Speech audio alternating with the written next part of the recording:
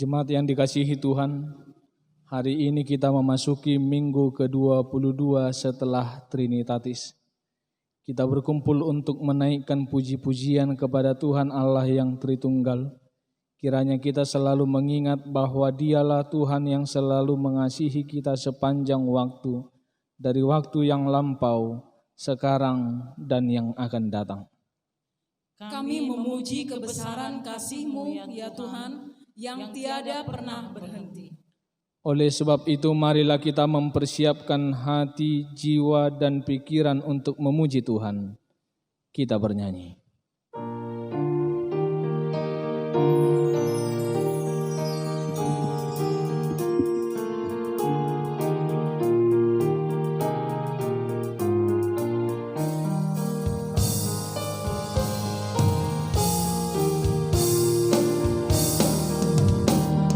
Marpungudo di Jolomon, Marsadaraamion, O Yesus Tuhan kami, O Raja na persilangi, nabi nabi mo imuse, sai Roma o Tuhan mi.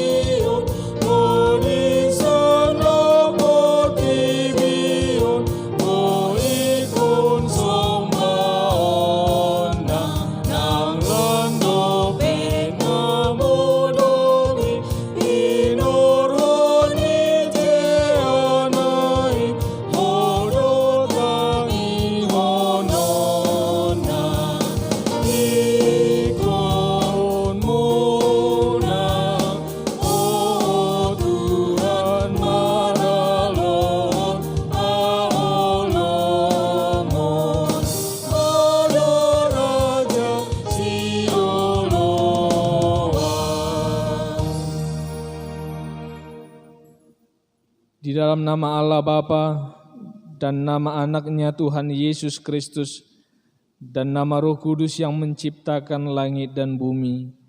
Amin. Demikian firman Tuhan Allah. Orang yang benar itu akan hidup oleh percayanya, tetapi tidak ada damai sejahtera bagi orang-orang fasik. Haleluya.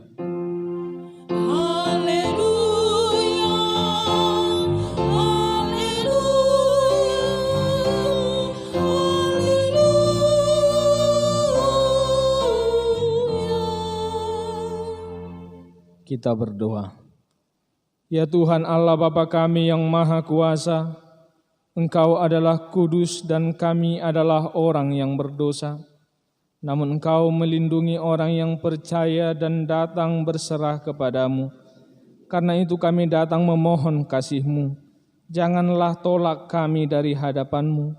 Berilah kami hati yang setia mendengar firman-Mu, agar kami dapat melaksanakan kehendak-Mu di dalam Yesus Kristus Tuhan kami. Amin.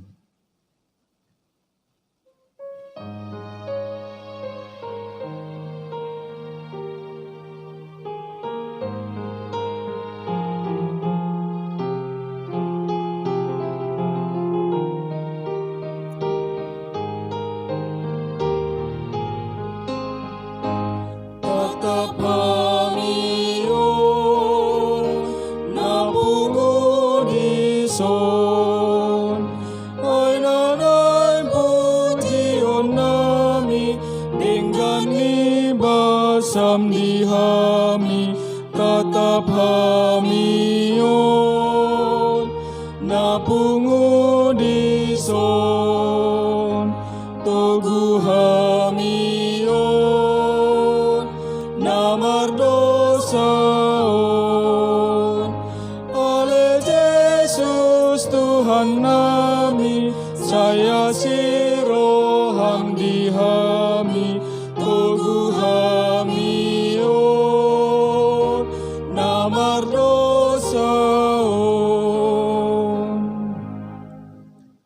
Hukum Tuhan pada minggu hari ini dari Konfesi HKBP pasal 13 tentang pemerintah. Kita mempercayai dan menyaksikan pemerintah yang berwibawa datang dari Allah untuk mewujudkan keadilan, melindungi, memelihara, melawan kejahatan dan menyediakan yang perlu bagi warga negara dan kehidupan umat. Yesus Kristuslah dasar dari gereja yang hidup di dunia ini, dan kita juga menyaksikan bahwa Allah lah yang memberikan keselamatan di dalam Yesus Kristus. Kita mengingat bahwa kita harus lebih taat kepada Allah daripada kepada manusia. Dengan ajaran ini, kita menekankan Allah lah yang memberikan kemerdekaan itu kepada bangsa Indonesia yang berasaskan Pancasila dalam hidup bermasyarakat, berbangsa, dan bernegara. Kita menekankan Yesus Kristus Panglima Gereja sebagai jalan kita untuk meminta. Kita menekankan cita-cita dan tanggung jawab warga masyarakat dalam memperjuangkan keadilan, kasih, damai, dan kesejahteraan melalui pembangunan nasional sebagai pengamalan Pancasila. Kita menekankan bahwa kita turut serta menegakkan dan memelihara kebenaran. Demikian juga turut menikmati hasil pembangunan nasional. Gereja terpanggil mendoakan pemerintah dan aparatnya. Demikianlah hukum Tuhan. Marilah kita memohon kekuatan dari Allah untuk melakukan hukumnya. Ya Tuhan Allah, kuatkanlah kami melakukan yang sesuai dengan hukum-Mu. Amin.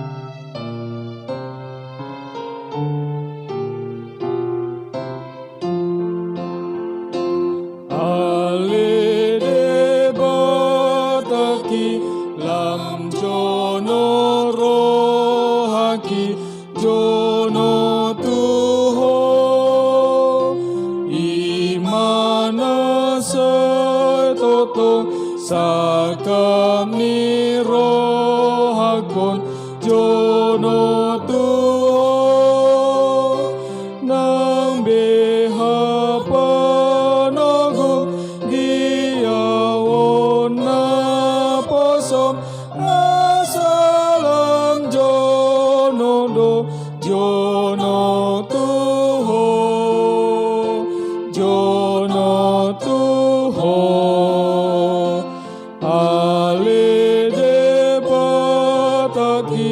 Lam jono rohaki tai ti gogo asa tung sonangau ala basam tuau tai ti gogo ai songon puluti dosa di rohaki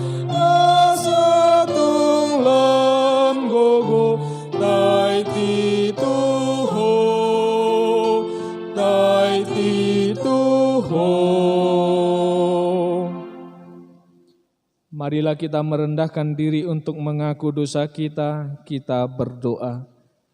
Ya Tuhan Allah Bapa kami yang Maha Kuasa dan Pengasih, Engkau tidak berkenan kepada kematian orang fasik, melainkan Tuhan berkenan kepada pertobatan orang fasik dari kelakuannya ke jalan yang benar, supaya ia hidup. Oleh sebab itu kami memohon kepadamu, jauhkanlah kami dari segala murka dan hukum-Mu. Ampunilah dosa dan kejahatan kami, agar kami beroleh hidup di dalam kasih-Mu. Karuniakanlah kami kekuatan, agar kami tetap kuat dan kokoh di dalam anak-Mu Yesus Kristus Tuhan kami. Amin.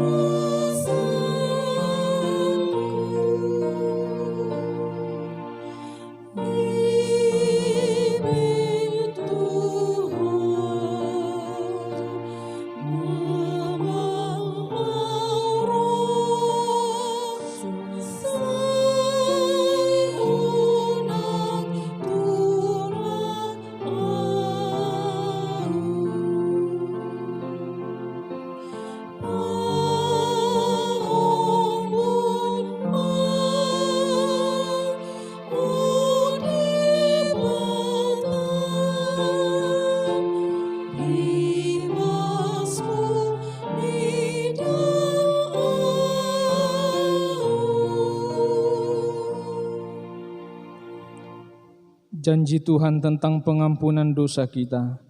Demikianlah firman Tuhan, janganlah takut, sebab aku telah menebus engkau. Aku telah memanggil engkau dengan namamu. Engkau ini kepunyaanku. Kemuliaan bagi Allah di tempat yang maha tinggi. Amin.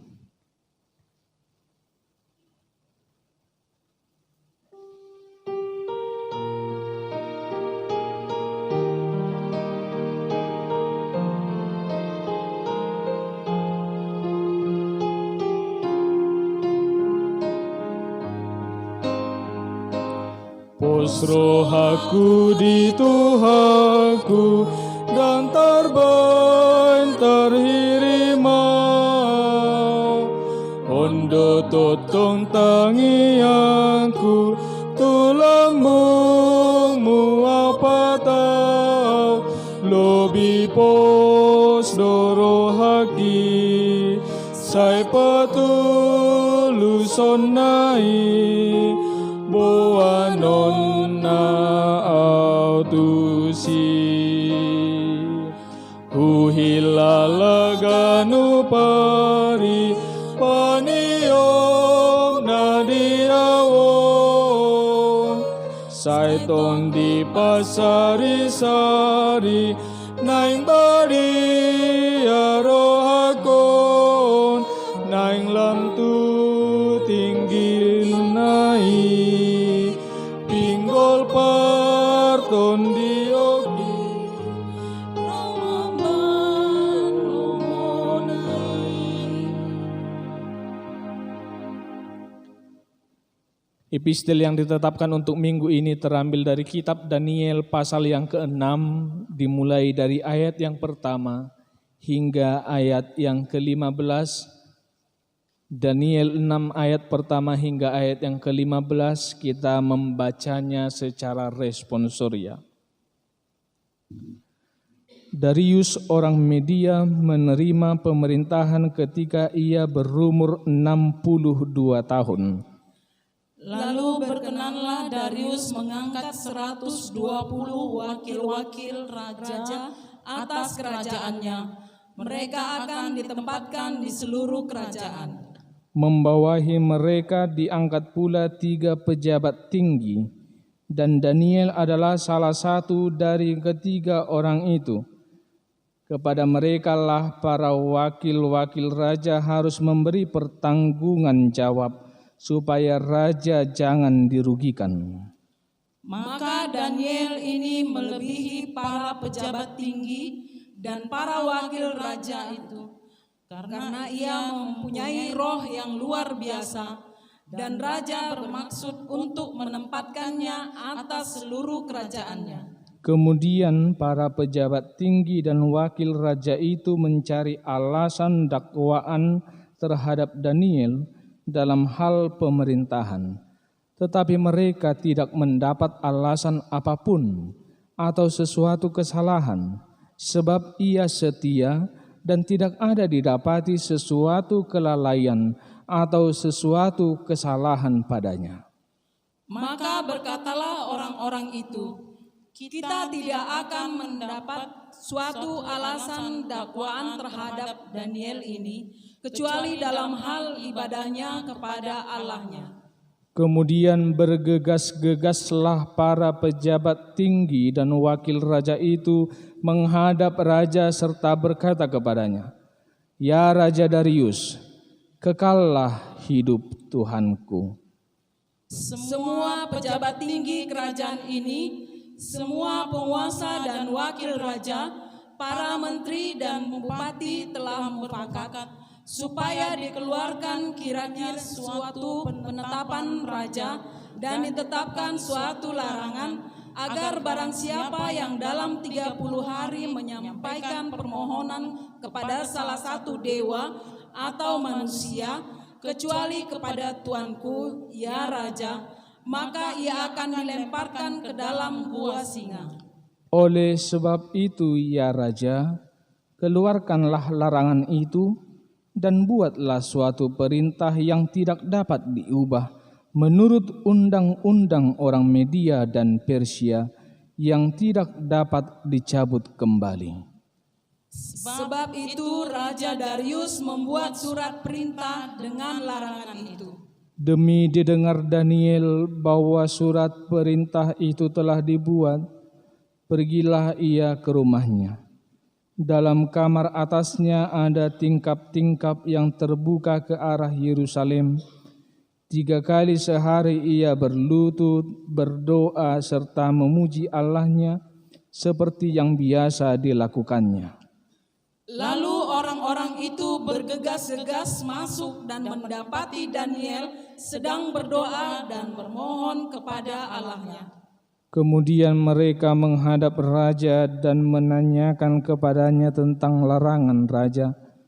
Bukankah tuanku mengeluarkan suatu larangan supaya setiap orang yang dalam 30 hari menyampaikan permohonan kepada salah satu dewa atau manusia kecuali kepada tuanku ya raja akan dilemparkan ke dalam gua singa? Jawab raja, perkara ini telah pasti menurut undang-undang orang Media dan Persia yang tidak dapat dicabut kembali. Lalu kata mereka kepada raja, Daniel, salah seorang buangan dari Yehuda, tidak mengindahkan tuanku ya raja, dan tidak mengindahkan larangan yang tuanku keluarkan, tetapi 3 kali sehari ia mengucapkan doanya. Setelah raja mendengar hal itu, maka sangat sedihlah ia, dan ia mencari jalan untuk melepaskan Daniel. Bahkan sampai matahari masuk, ia masih berusaha untuk menolongnya. Demikianlah pembacaan firman Tuhan. Berbahagialah orang yang mendengar firman Allah serta memeliharanya. Amin.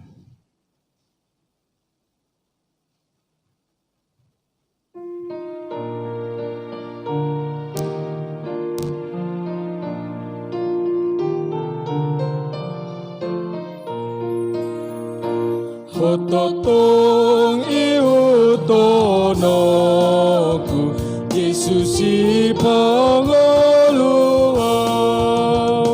tung naso tarikonoku ona paluana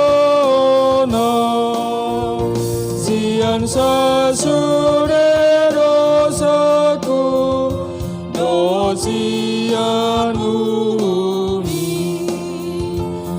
totong habiaraku ala pardosoki manang ahape namasa lasni rohar sape iyo poku nabasa namar holong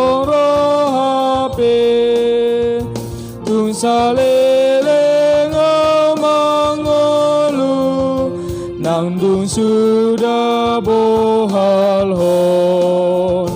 ikon ho si pangolu puji oku satoto. Marilah kita mengaku iman kepercayaan kita. Sebagaimana teman-teman seiman di seluruh dunia, kita bersama-sama mengucapkannya. Aku percaya kepada Allah, Bapa yang Maha Kuasa, Khalik langit dan bumi.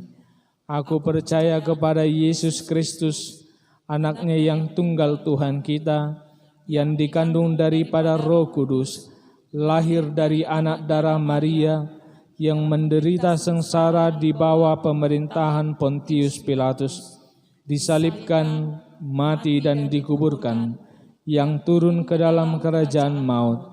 Pada hari yang ketiga, bangkit pula dari antara orang mati, naik ke surga, duduk di sebelah kanan Allah, Bapa yang Maha Kuasa. Dari sana akan datang kelak untuk menghakimi orang yang hidup dan yang mati. Aku percaya kepada Roh Kudus dan adanya satu gereja yang kudus, persekutuan orang kudus, pengampunan dosa, kebangkitan daging, dan hidup yang kekal. Amin.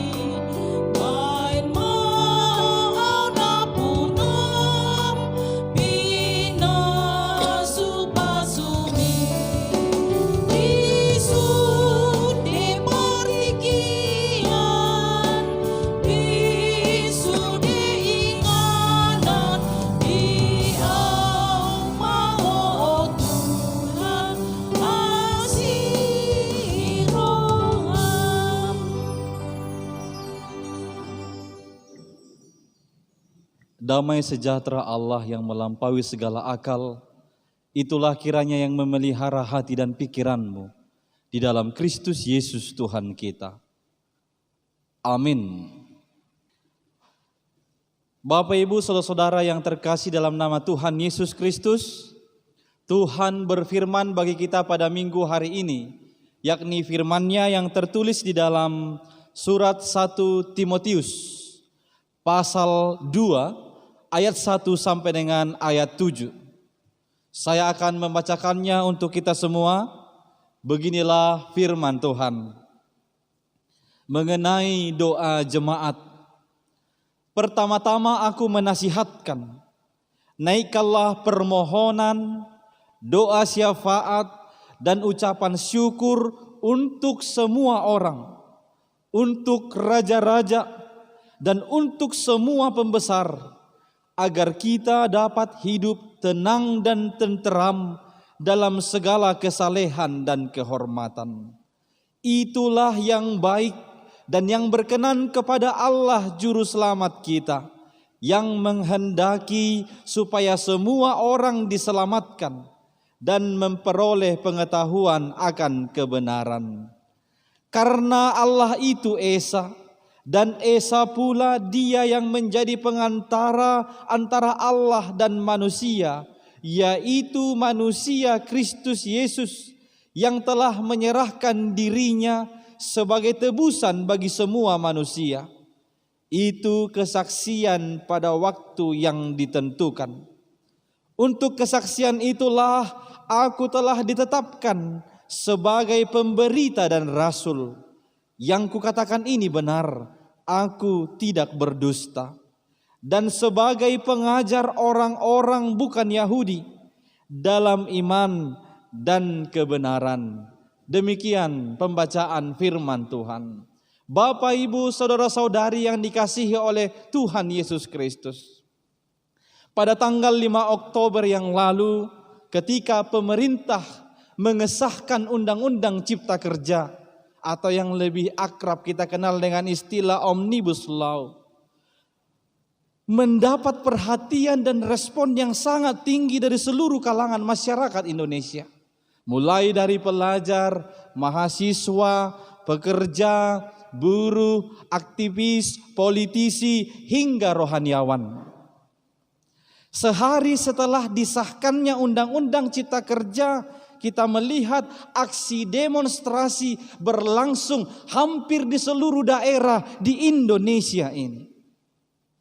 Dan dalam setiap aksi demonstrasi itu tidak sedikit kita lihat berujung dengan tindakan anarkis, berujung dengan kericuhan, berujung dengan tindakan pengerusakan fasilitas-fasilitas umum dan mengganggu kesejahteraan dan kenyamanan masyarakat umum.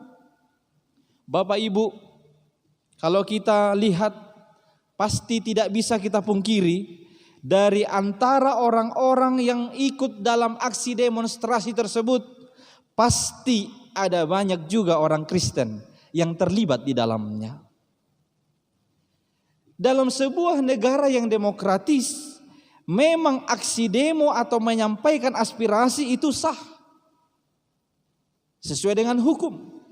Akan tetapi tindakan pengerusakan fasilitas-fasilitas umum, tindakan anarkis, menimbulkan kericuhan, bagaimanapun ini pasti sudah bertentangan dengan hukum.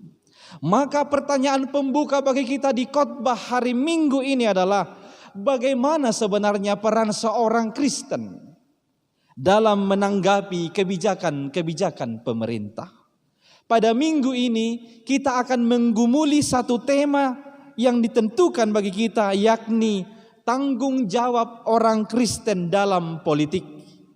Bohado parsidohotan manang hajongjongan ni sahala Kristen maradopon politik. Kalau disebut politik, artinya kalau kita lihat atau kita baca dalam Kamus Besar Bahasa Indonesia, politik itu berarti segala urusan, segala tindakan atau segala kebijakan mengenai pemerintahan negara.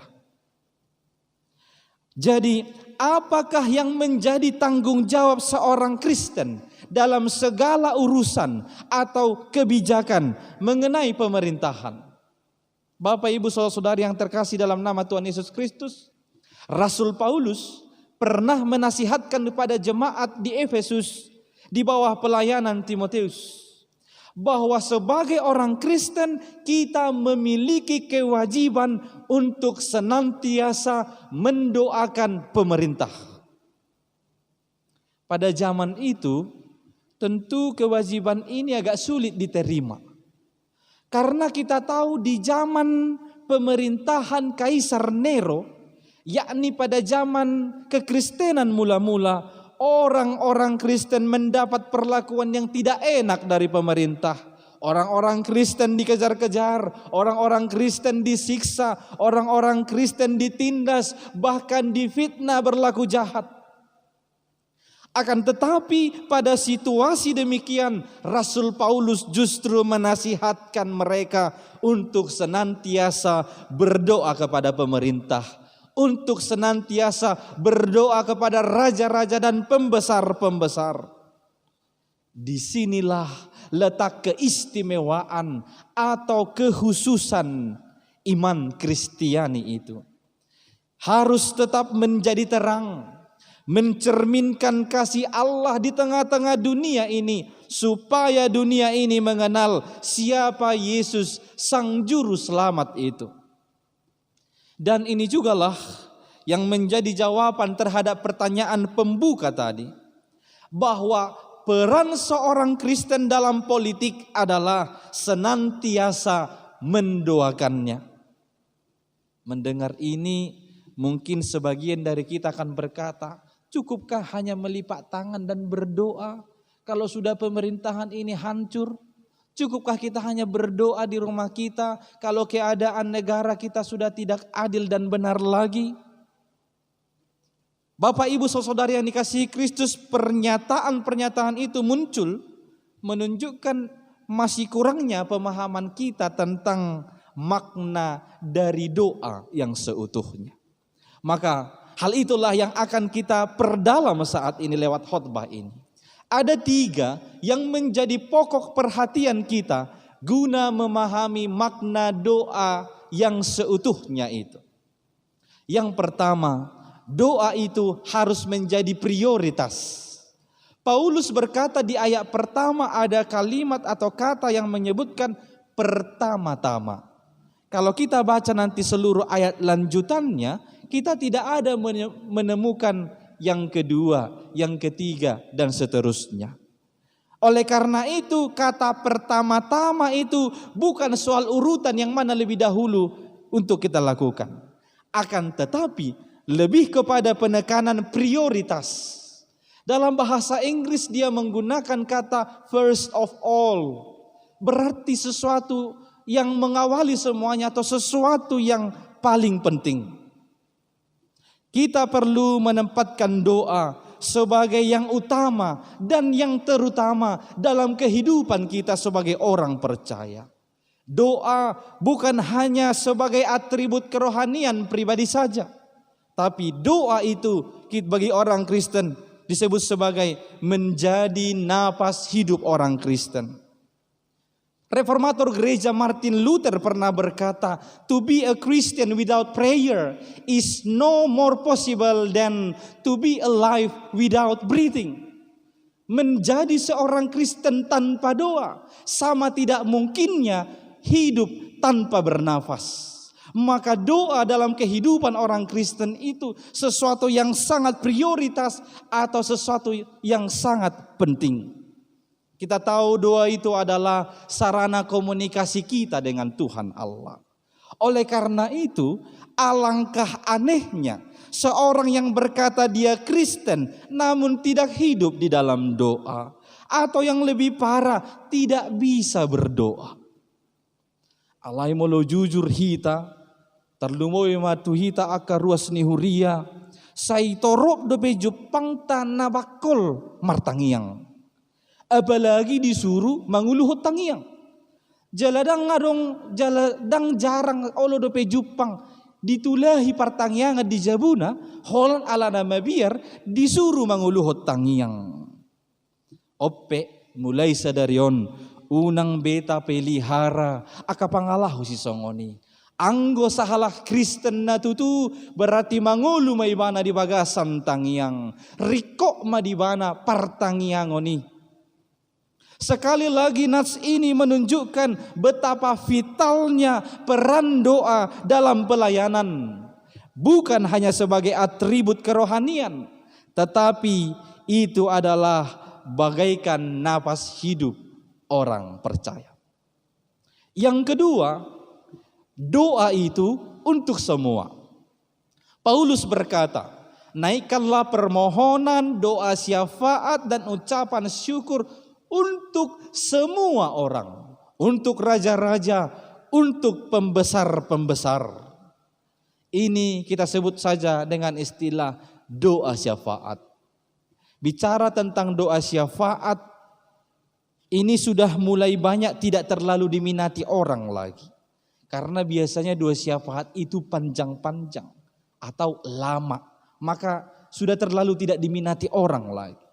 Padahal doa syafaat ini tidak kalah pentingnya dari doa-doa pribadi kita. Kalau disebut bersyafaat berarti kita berdiri di hadapan Tuhan, mewakili untuk membela, untuk memperjuangkan kepentingan dan kebaikan orang lain.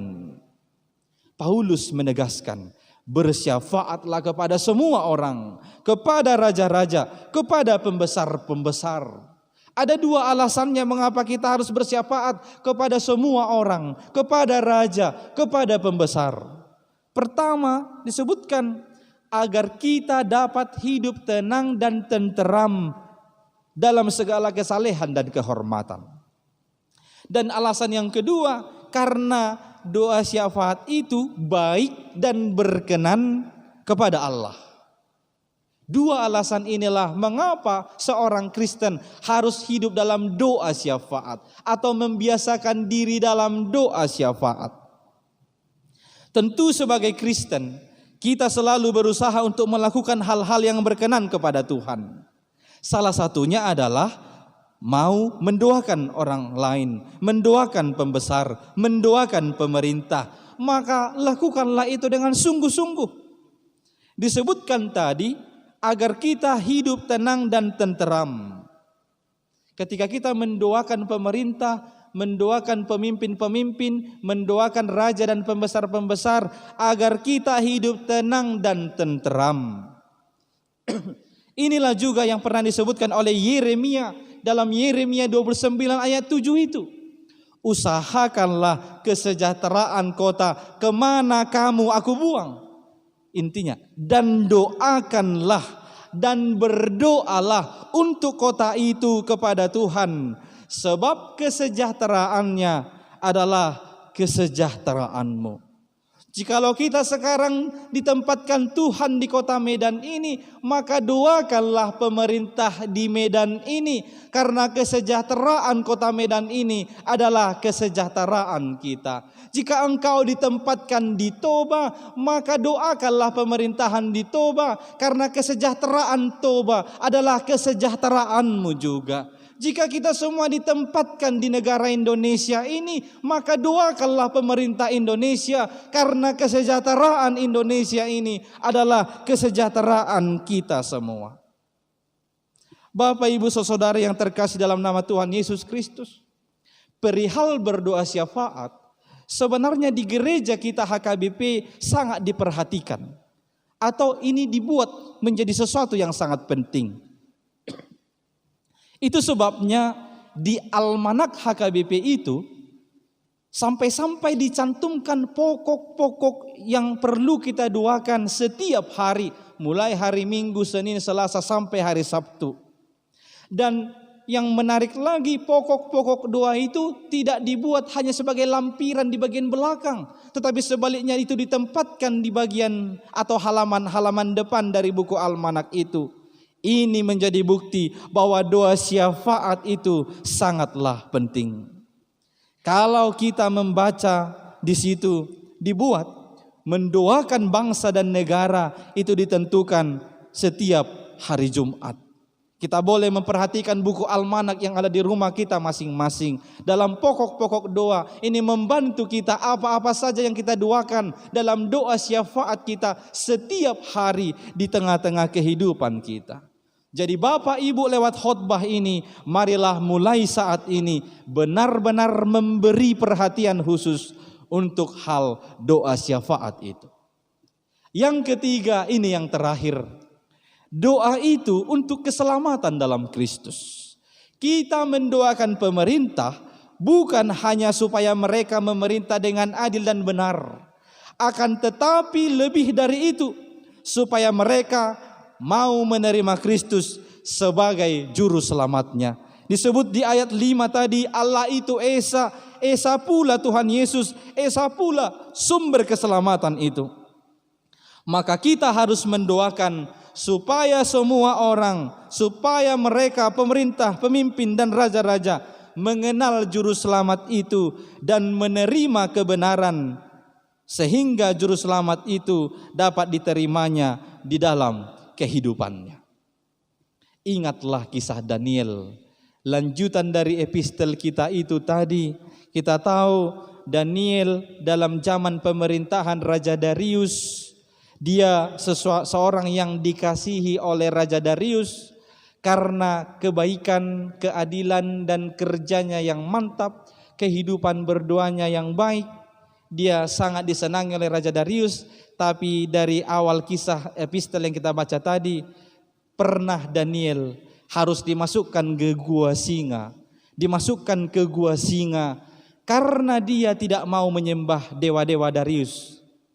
Dia, Daniel, bertahan hanya berdoa kepada Tuhan Allah Israel saja.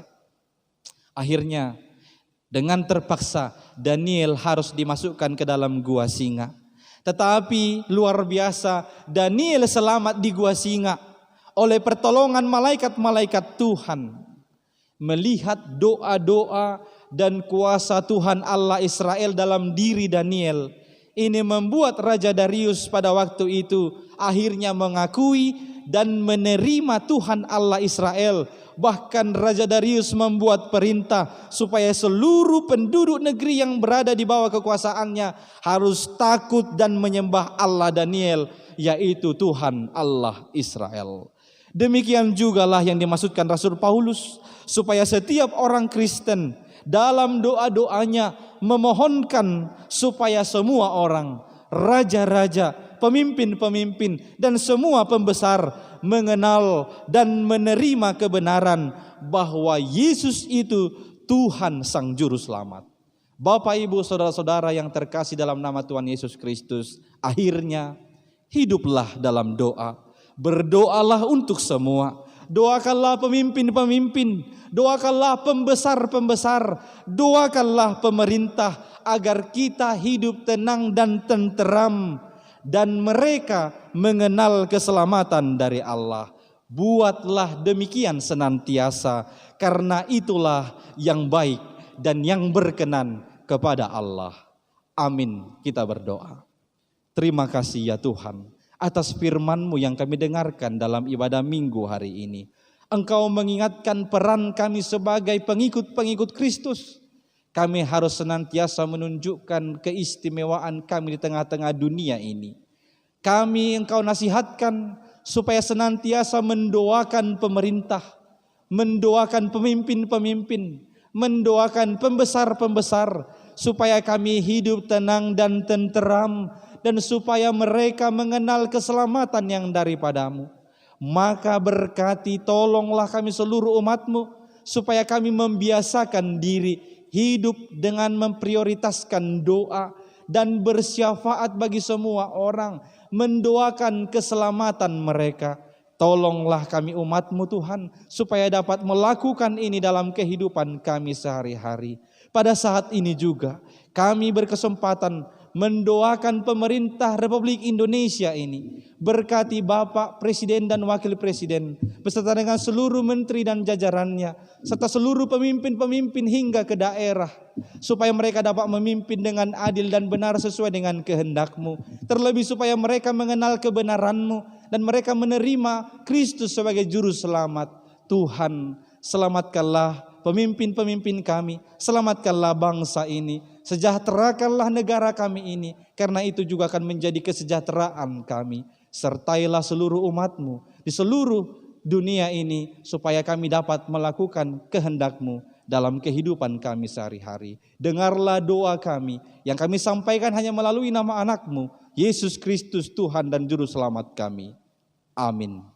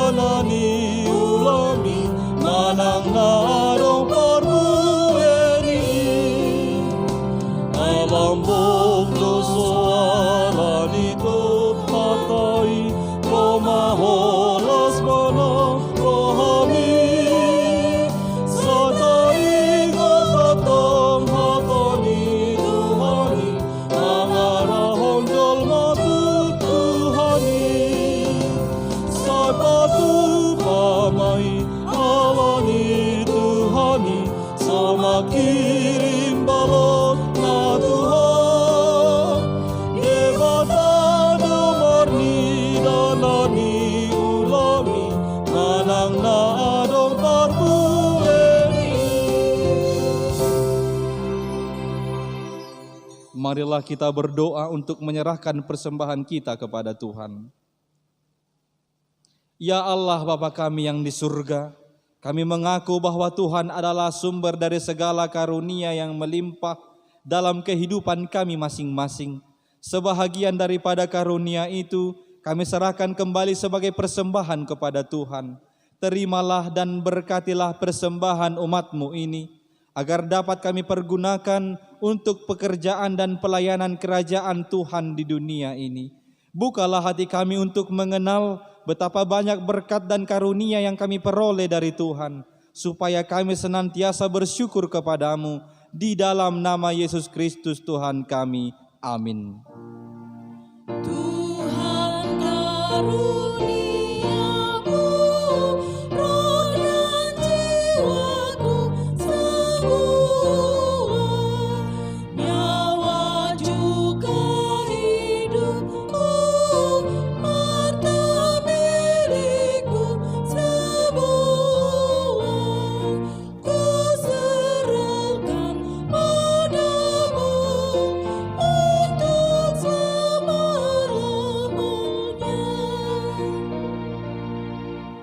Bapa kami yang di surga, dikuduskanlah namamu, datanglah kerajaanmu, jadilah kehendakmu di bumi seperti di surga. Berikanlah kami pada hari ini makanan kami yang secukupnya, dan ampunilah kami akan kesalahan kami, seperti kami juga telah mengampuni orang yang bersalah kepada kami. Dan janganlah membawa kami ke dalam pencobaan, tetapi lepaskanlah kami daripada yang jahat. Karena Engkau punya kerajaan dan kekuasaan dan kemuliaan sampai selama-lamanya. Amin.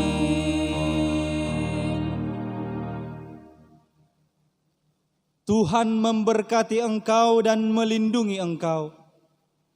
Tuhan menyinari engkau dengan wajah-Nya dan memberi engkau kasih karunia. Tuhan menghadapkan wajah-Nya kepadamu dan memberi engkau damai sejahtera. Amin, amin, amin.